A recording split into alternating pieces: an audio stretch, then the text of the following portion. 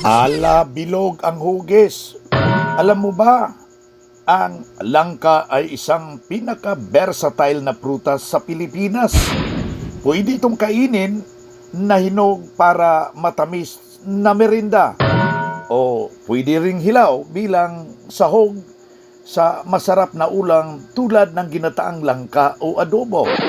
Isang prutas na dalawa ang lasa, napakaraming benepisyo. Una, mayaman ito sa fiber, ang maganda sa digestion, nakakatulong ito sa pag-regulate ng asukar sa dugo. Mainam pala ito sa mga diabetes. Pangalawa, puno ng vitamin A, vitamin C, pangpalakas ng resistensya at proteksyon laban sa sipon. At kung gusto mong ang meat alternative, perfect ang hilaw na nangka.